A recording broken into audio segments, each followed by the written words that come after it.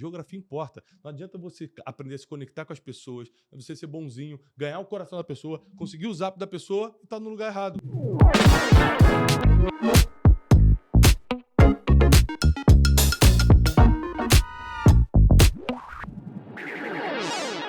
Seja muito bem-vindo, seja muito bem-vinda. Tá começando agora mais um Virando o Jogo. E hoje nós estamos recebendo aqui, eu e Átila Lira, um convidado muito especial, meu irmão, Thiago Brunet. Como é que você tá? Obrigado, pessoal. Tô bem, obrigado pelo convite. Valeu, Átila, Daniel. Vamos lá.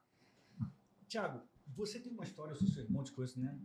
Desde sempre, em que você sempre tentou fazer algo novo e sempre tentou empreender. Você trabalhou em estúdio de música, Dei aula de violão aos 13 anos. deu aula de violão, você foi produtor musical, teve um período da juventude que você morou fora, morou na Europa, produzindo música, e em determinado momento você começou a trabalhar no mercado de turismo. Eu queria que você contasse aqui pra gente como que foi esse início no mercado de turismo. Você já começou abrindo a sua empresa? Não, eu comecei, lógico, trabalhando de freelancer. Eu sempre tive um objetivo. Quando eu paro para pensar assim, por que eu fiz tudo que eu fiz e me submeti a tudo e passei por tantas fases, é porque eu sempre quis, de alguma forma, prosperar. Era o grande objetivo. Então, por exemplo, eu lembro que eu fui para o turismo porque, na minha cabeça, era a forma mais fácil de eu conseguir passagem de graça para viajar. Eu falei, eu vou viajar o mundo. Então, nessa época, eu tinha ido trabalhar na Europa. Lógico, sem salário. Trabalhar na Europa, meu pai fez um esforço de pegar dinheiro emprestado aqui e ali, pagar só a passagem. Lá eu me virava dormindo na casa de amigos, são meus amigos até hoje. Inclusive, eu tive recentemente, voltando lá na Itália e na Suíça, graças a Deus, em outra posição agora. E meus amigos, mesmos amigos que me receberam 20 anos atrás, me receberam agora. Mas na época, morando de favor com eles e tudo. Na Suíça eu trabalhei limpando tapete de hotel, trabalhava limpando carpete. Lembro. Mas sempre com o objetivo assim, eu nunca vi como um sofrimento. Era difícil, né? Às vezes até humilhante, porque o problema é que da gente classe média baixa, diferente da classe muito pobre, é que você se compara muito. É verdade. Então, para mim, tudo era mais difícil, porque eu não era nem pobre e nem classe média. Então, eu conseguia saber o que era um Nike, só que eu não podia usar. Eu conseguia saber o que era viajar o mundo, só sonhava, não podia comprar. O pobre, por exemplo, quando eu fui na Angola e abri uma escola que a gente ajudou a construir com os direitos autorais dos nossos livros, todo mundo era muito pobre e todo mundo muito feliz. Foi lá na Angola, lá no interior da Angola, num lugar chamado Bié, que eu percebi que a pobreza não é um problema se todo mundo tiver a mesma coisa. É verdade. Lógico, a pobreza ela começa a virar um problema quando vira miséria, ou seja, não tem o que comer. Sim. Mas, por exemplo, lá, pobreza, todo mundo em casa de barro. Pô, não é legal. Mas ninguém reclamava, tava todo mundo feliz. Por quê? Porque todas as casas eram de barro. Sim. Não tinha uma casa de alvenaria. Não tem grau comparativo. Não tinha grau comparativo, não tinha televisão, tá todo mundo bem. Você tava na rua, todo mundo feliz. Você passava na casa da senhorinha lá, quer um cafezinho? Nunca me viu na vida. Mas porque ela via que eu era diferente, falou, é estrangeiro, quer um café? Falei, o pessoal feliz, claro, não tinha grau comparativo. Então eu cresci com muitos graus comparativos, isso me fazia sofrer emocionalmente, porém, eu sempre tive uma ambição diferente da ganância, que é um pecado que você quer mais dinheiro, quer a qualquer custo, mais e mais, passa por cima de todo mundo. Ambição não, eu falei assim, eu sei que eu preciso prosperar. Isso eu não quero. Essa vida é difícil, esse negócio de alguém mandar no meu horário, eu não quero. Então tudo que eu fiz, desde a música até depois o turismo, empréstimo consignado que eu vendi na rua e tal, toda essa trajetória foi porque, na verdade, o meu objetivo maior era prosperar. O que era prosperar para mim? Viajar, conhecer países, era comer no restaurante sem olhar preço. Eu era traumatizado com o negócio de ir pro restaurante e falei, cara, mas será que vai passar de R$20? Será que vai passar de 15?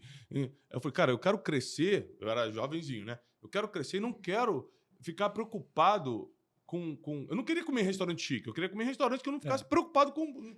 Já aconteceu de você sentar no restaurante, olhar o cardápio e levantar e ir embora?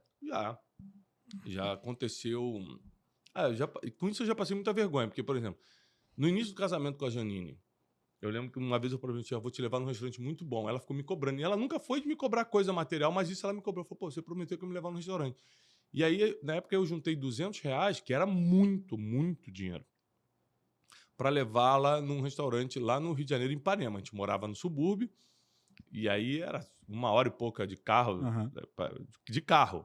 né? Pegava o carro emprestado do meu pai, ia dirigindo para lá. Chegou lá, o que a gente pediu deu mais do que eu tinha. Eu falei, meu Deus! Tem que lavar o prato. Vive um drama. E aí eu não queria passar aquela vergonha na frente, recém-casado e tal, mas chamei o gerente, conversei, falei, cara, olha, eu calculei mal aqui. O cara entendeu, falou, quando é que você pode vir? Também, a diferença foi tipo R$30. Eu falei, não, cara, dou minha palavra que sexta-feira eu venho aqui.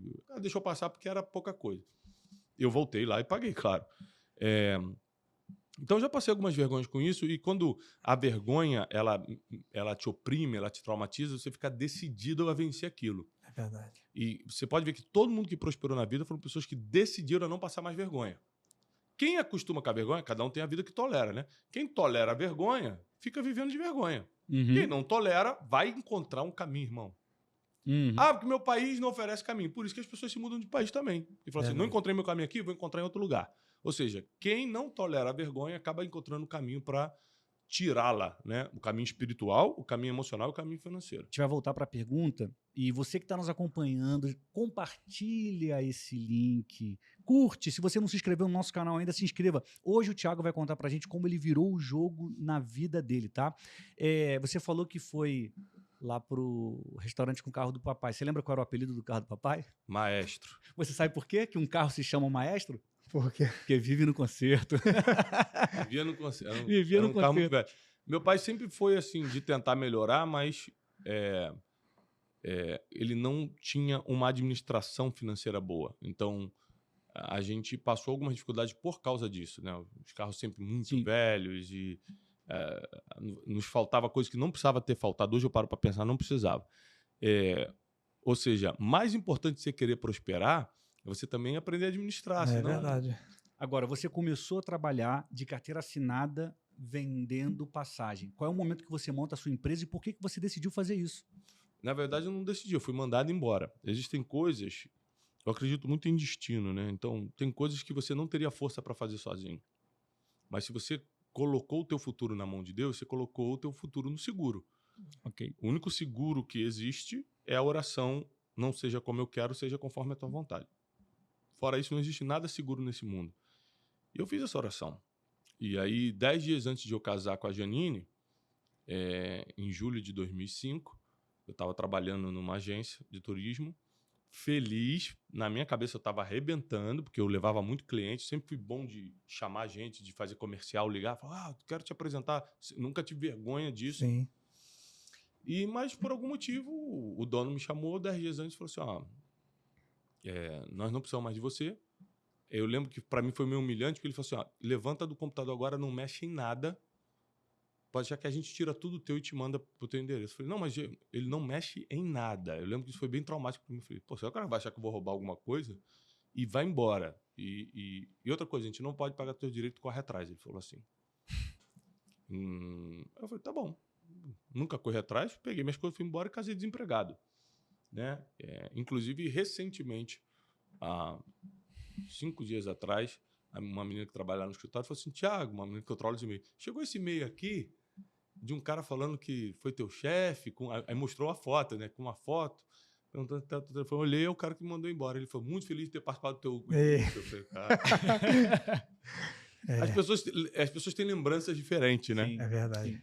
As pessoas têm lembranças diferentes. Eu estava dando uma palestra também... Quem bate esquece, mas quem apanha... Quem apanha não... Eu estava dando uma palestra quem essa bate semana... esquece, quem apanha não lembra para sempre.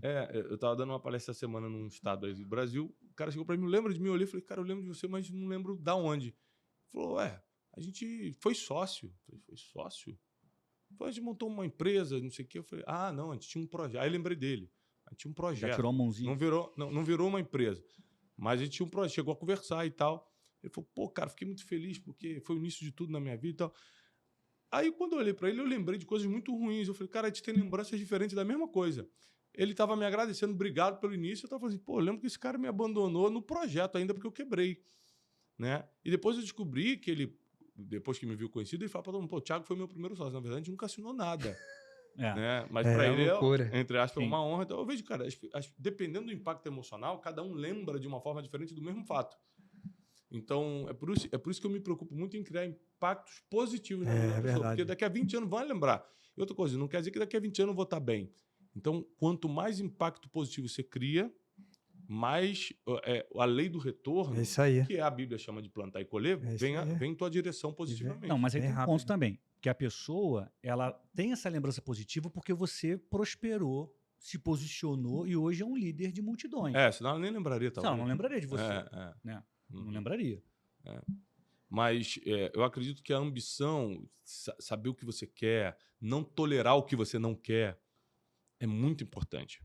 Então, Aí você montou sua empresa. aí eu tomei a decisão, já que eu estava desempregado, a começar um negócio. Eu falei, Isso- sou eu que ligo para as pessoas e eu vou fazer isso para mim. E isso era onde? Centro do Rio, Barra da Tijuca, Zona Sul?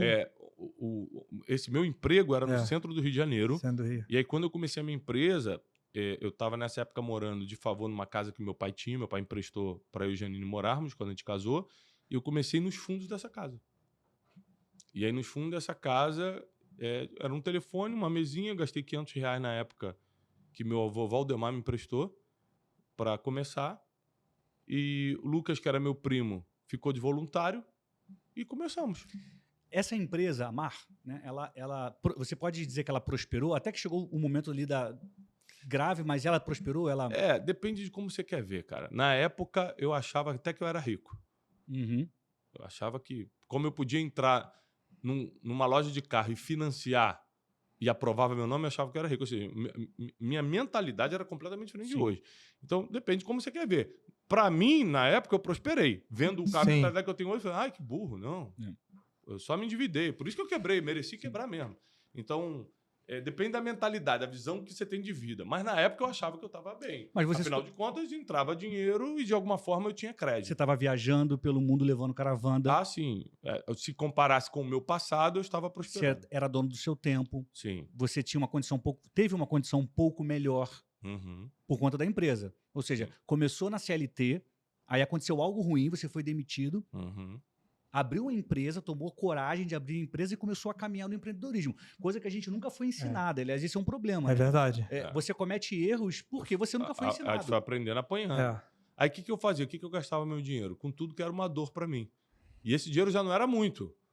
Mas tudo que era uma dor para mim, um lance de restaurante. Todo domingo eu almoçava ali no Graça da Vila. Lembra do Graça da Vila? Conheço né? bem. Meriti? Eu conheço bem. E aí eu entrava e falava pra gente assim, ó, pode escolher o prato. Tipo assim, não era nada. Não, vai dar cinquentão. Vai dar 50, mas eu gastava meu dinheiro nas minhas dores. Por isso que quando eu comecei a virar escritor, quando eu decidi virar escritor, um dos primeiros livros que eu escrevi foi Dinheiro Emocional, porque eu entendia que esse foi o meu maior problema e esse é o problema de muita gente. Você tenta usar o dinheiro para resolver um problema emocional e não funciona. Nunca vai funcionar. O dinheiro nunca vai cumprir esse papel. Então, um dos primeiros livros que eu escrevi foi logo em 2015. Eu quebrei em 2014. Em 2015 eu escrevi o Dinheiro Emocional. Porque era o problema que eu tinha. Eu ganhava dinheiro e ficava tentando resolver minhas dores. E nunca resolvia.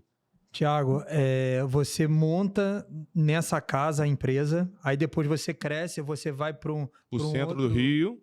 Aí, ambiente aí eu saio de casa, vou para uma salinha ali ainda em Vila Cosmos. Uhum. Uma salinha que na época a gente pagava R$400. Ali em Vila Cosmos, só que já era em frente ao Shopping Carioca. Sim, Fico um muito tempo- movimento. Tinha mais movimento. Mas assim, a gente não captava muito na rua. Meus contatos eram mais de telefone mesmo. Eu conheci. A gente vendia muito. Como eu trabalhei em estúdio, eu conhecia muita banda. Eu ligava, você tá precisando de alguém para fazer as passagens da banda? Aí, banda viaja muito. Foi assim que eu comecei. Uhum. E aí, eu tomei um passo. Eu sempre falo, geografia importa. Geografia importa. Eu tomei um passo que um dia eu falei assim, vamos pro centro do Rio. É mais caro, a gente não estava faturando para isso ainda, mas lá a gente, sei lá, vai conhecer mais gente e tal. E verdade, no centro do Rio, o que foi me modelando? Eu falei, todo mundo aqui trabalha de terno. Aí comecei a colocar terno. O movimento, gente. tudo Aí quanto eu é comecei a pensar diferente só por estar no centro do bolsa Rio. de valores, todo E mundo. uma coisa que aconteceu só porque eu estava no centro é que eu comecei a conhecer outros agentes de viagem. E aí o cara falou assim, você vai na BAV? Eu falei, o que é a BAV? Não sabia nem o que era. Era A Agência Brasileira de agência de viagem. Associação. E eles faziam uma feira no Rio Centro. Ali eu falei, Lucas, né, meu primo que trabalhava de voluntário, depois virou uma espécie de sócio, assim. E eu falei, vai ter a feira da BAV. A gente soube por causa da geografia que a gente estava. Se eu tivesse ali em Vila Cosme, eu nunca ia saber. Aí conseguimos o ingresso, a história até é um testemunho, porque a gente chegou no horário errado, não tinha dinheiro nem da gasolina, botaram a gente para dentro, não tinha como comer, lá tinha comida de graça, até um testemunho. E acabou que lá eu conheci um cara que me apresentou Israel, que foi o que mudou minha sorte. Uhum. Em 2007, isso.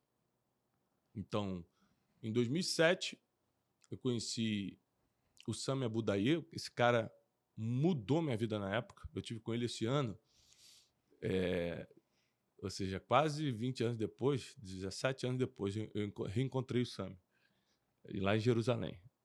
Eu achei o telefone dele de novo, usei influência para descobrir onde ele estava, fui até ele me recebeu para um jantar, rapaz, o cara feliz de me ver depois de tantos anos. E eu fui literalmente para fazer uma oferta nele e agradecer por ele ter me apresentado Israel.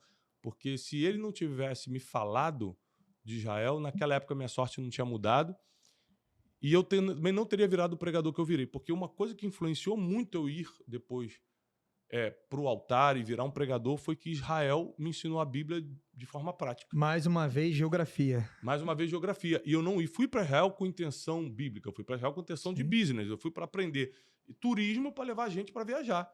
Só Muito que bom. Deus é o dono do futuro. É Ele falou assim, verdade. tá bom, vai achando que você vai trabalhar, porque na verdade eu estou te ensinando coisas que você vai usar daqui a 10 anos. Eu ainda vou te quebrar, eu ainda vou forjar teu caráter, eu ainda vou te dar um ministério, eu ainda vou te ensinar muita coisa. Forte. Mas aprende isso aqui. Então, cada fase da vida é um aprendizado para o futuro. Uma coisa interessante que a gente está aprendendo aqui no episódio de hoje com o Thiago Brunet é a importância dos ambientes, da geografia e a importância das pessoas que cruzam o seu caminho. Verdade. Às vezes a pessoa vai te dar uma dica, ela vai te contar uma história, ela vai apontar uma direção e isso você pega, traz para você, começa a aplicar e muda a sua realidade. Se você não estiver atento às pessoas e o que elas falam, se você não estiver nos lugares certos, nada vai acontecer, você continua no mesmo lugar de sempre. Eu sempre falo isso, se você não levar a sério as dicas de destino, Verdade. aquelas dicas que Deus te dá no meio do caminho, se você não levar a sério, você perdeu, irmão. Agora a gente está caminhando aqui para o final do episódio. Mas tem algo muito importante que eu quero salientar aqui. O Thiago falou sobre atitude. Porque a atitude faz toda a diferença. Ele teve a atitude para ele se mudar geograficamente, mesmo sem condição. Né? Porque você falou que estava faturando pouco, você sai de Vila Cosmo, sai de uma casa, aluga uma sala, dessa sala você vai para o centro do Rio. Porque se você não tem atitude para você enxergar o futuro e para você se lançar, a coisa não acontece. Ó, a coisa é muito simples, vamos de forma prática aqui. Originalmente você é da onde? Eu sou de São Gonçalo. Você é de São Gonçalo. São Gonçalo, para quem não conhece, lá no Rio de Janeiro, depois de Niterói. Um lugar relativamente pobre, não é um lugar assim muito próspero, que eu tenho grandes amigos lá, grandes amigos, aliás, quando eu quebrei São Gonçalo, foi uma das cidades que me recebeu para uma das primeiras palestras, eu sou o devedor de São Gonçalo. Eu amo realmente o povo dali. Mas é um lugar pobre, é um lugar... O IDH é baixo. É um lugar que os índices de criminalidade são altos, enfim. Exatamente. É carente de muitas soluções. Tá bom, então você é de lá. Então a gente se conhece e eu gosto de você gosta de mim, tudo certo. Você me chamou para vir no seu podcast hoje, eu tô aqui. Mas qual é a chance, mesmo eu gostando de você, a gente se conhecendo, você tendo meu WhatsApp, se você estivesse em São Gonçalo, de eu sair daqui lá em São Gonçalo gravar esse podcast? Não tinha chance. Não é porque eu não gosto de você, cara. Não é porque eu não quero. Não é porque eu tô de má vontade. Não é porque eu sou famoso. É porque não dá, não cabe na agenda. Ou seja, geografia importa. Não adianta você aprender a se conectar com as pessoas, você ser bonzinho, ganhar o coração da pessoa, conseguir o zap da pessoa e estar no lugar errado. Verdade. Ou seja, não tem como, entendeu? É simples. É forte isso. É lógico. Então, quando eu estou preparando um projeto que eu vou gravar com gente muito grande para a inauguração da Terra Prometida, e das pessoas que a gente vai gravar é um dos caras mais famosos do mundo. No mundo, de 5 pessoas que qualquer um conhece, ele é um desses caras. Só que tem um problema. Ele nunca vai vir para o Brasil gravar comigo. Eu já tenho o zap dele, eu já converso com ele, tá tudo certo. Só tem uma coisa, eu vou ter que estar na geografia dele. Se quiser, entrevista também. Se não quiser, eu sigo minha vida, ele segue a dele. Ele vai continuar sendo o que ele é. Então, geografia importa. Às vezes, eu não estou falando para você se mudar de casa, se mudar de bairro. É estar atento às pistas de destino. Deus sempre mostra, através de placas na estrada da vida, o lugar que você tem que estar naquele momento. Não é se mudar necessariamente, mas estar. Então, fique atento, porque Deus não erra. Ele vai apontar o caminho. Se você perceber, você vai entrar no caminho certo. Você quebrou a agência de viagem. Como é que você virou o jogo da sua vida? Aí, novamente... Deus parece que a forma de Deus tratar comigo é me deixando sem opção. Quando eu abri a agência de viagem, foi porque me mandaram embora. Não tive opção, abri para sobreviver. Quando eu quebrei a agência de viagem em 2014, eu não tinha outra opção, não tinha o que fazer, porque eu estava devendo muito dinheiro, só que eu já tinha 2 filhos, e a gente começou a passar necessidade de verdade, fora a cobrança, a gente ameaçando, toda aquela opressão, o ataque de pânico e a depressão vindo muito forte, você se sentindo um fracassado, duvidando de Deus, afinal de contas você acreditava em Deus, como é que eu estou passando essa humilhação? Eu não tive outra opção, a não ser usar a única coisa que eu tinha, que era um diploma de mestrado em coaching, porque na época que eu era empresário, eu falei assim, cara, eu preciso ser um empresário melhor. Aí, como eu ia muito para os Estados Unidos, eu comecei a fazer faculdade de teologia lá. Aí o reitor da universidade falou, cara, você tem que fazer coaching. Eu falei, o que é isso? Ele falou, cara, é uma especialização que está começando aqui na América, isso em 2011. E eu não queria fazer porque eu não sabia o que era. Ele falou, eu pago a tua inscrição, eu pago a tua matrícula. Porque era muito caro, era tipo $80 mil fazer um mestrado. Era 1 ano e meio na universidade, na Florida University. E aí o cara pagou, eu falei, tá bom. Eu fiquei sem graça de negar.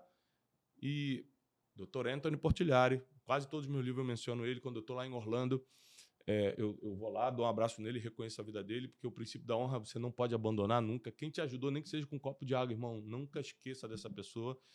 E por causa dele, eu acabei tendo um diploma em desenvolvimento pessoal, em coaching nos Estados Unidos, que eu fiz só para ser um empresário melhor. Mal sabia eu que isso ia me alimentar um dia. Porque quando eu quebrei em 2014, a única coisa que eu sabia fazer era dar aula de desenvolvimento pessoal. Mas, de novo, você aceitou, você teve uma atitude, você buscou, você estava num ambiente... De novo, tem a ver com geografia. Por exemplo, todo mundo conhece a história de que o Augusto Cury me deu uma chance e prefaciou meu primeiro livro. Mas onde eu conheci? Na Florida University. Ele era professor, eu era aluno e eu ficava na fila ali no final da aula para pegar autógrafo no livro, para me apresentar. Geografia, de novo. Quem era eu, Zé? Ninguém. Quem era ele? O maior autor brasileiro na época, com 30 milhões de livros vendidos. Geografia me colocou no lugar certo, eu vi a pista do destino e entrei.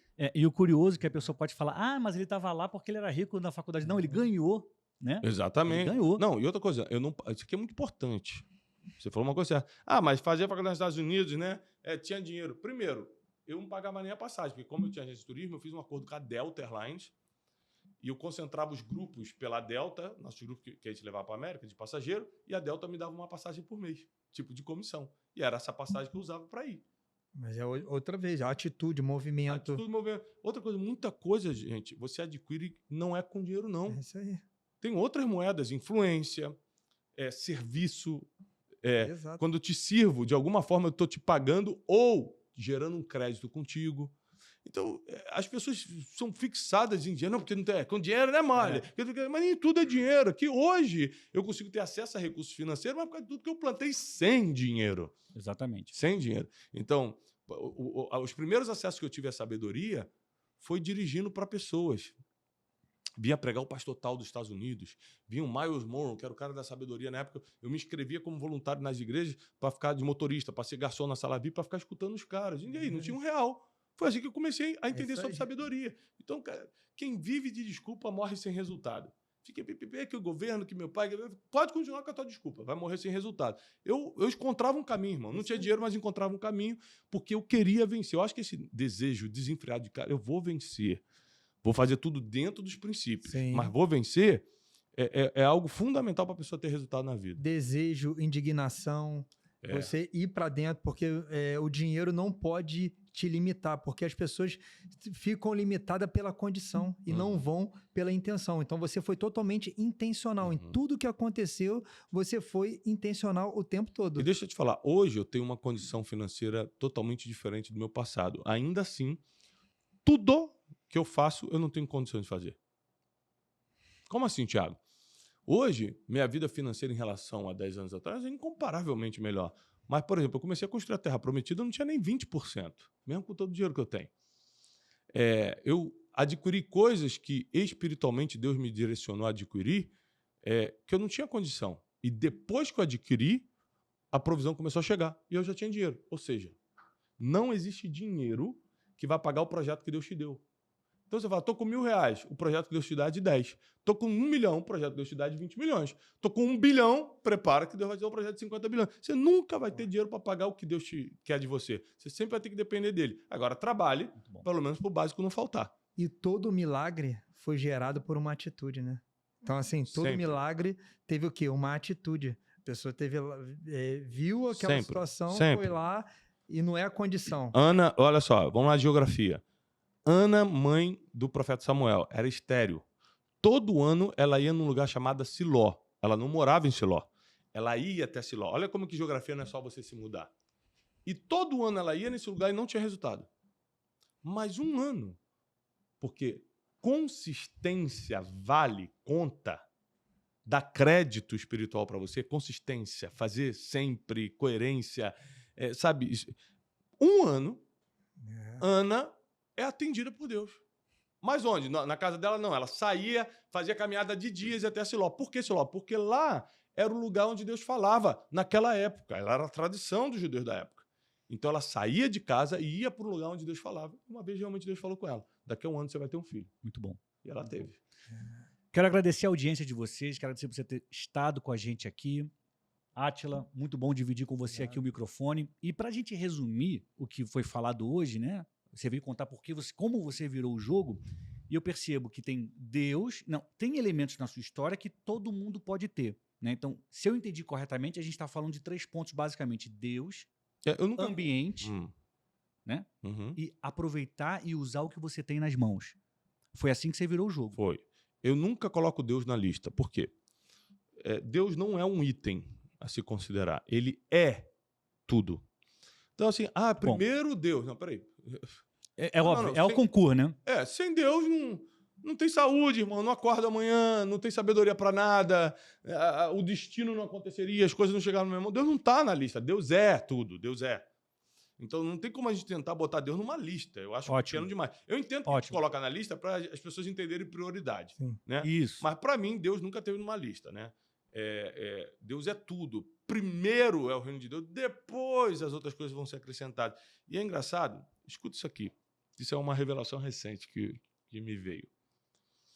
Primeira vez que Deus vai prometer alguma coisa financeira para alguém, primeira vez é básico. É só o básico. Fala assim, buscai primeiro o reino de Deus e a sua justiça, e todas as outras coisas vos serão acrescentadas. Presta atenção. Em que contexto ele está falando isso? Que Bíblia não pode ter versículo solto, tem que ser contexto.